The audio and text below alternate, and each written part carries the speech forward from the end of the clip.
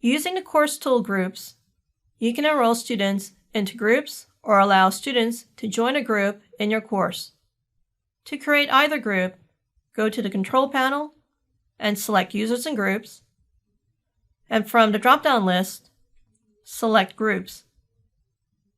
The Create button allows you the choice to create one group at a time using the single group options, or allowing e-learning to generate more than one group using the options in Group Set. I am going to create 3 groups using Random Enroll. Random enrollment automatically distributes students into groups based on your settings for maximum members per group or total number of groups. I have to provide the name the groups are collectively referred as. If I want to give each group a different name, this is not the location to do this. I do not have to add a description, but I do need to consider what kind of tool the student groups can use.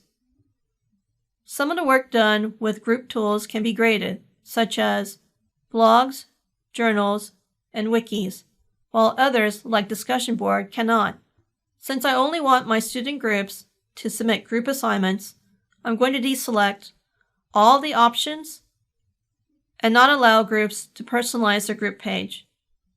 I am going to select a Smart View, a filter view in the Grade Center. Although I want e-learning to create 3 groups, random distribution applies only to students who are currently enrolled to your course. I also opt to manually add students afterwards. After selecting Submit, I can continue to randomize the group assignments. Select the button Add Users, or Delete Users, or delete or add a group. Once I have completed the groups, I can select Submit again.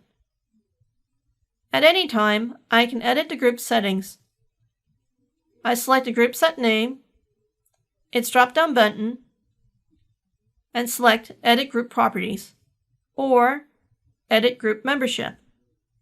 If I have the group default settings, then students can now see the groups I assigned them.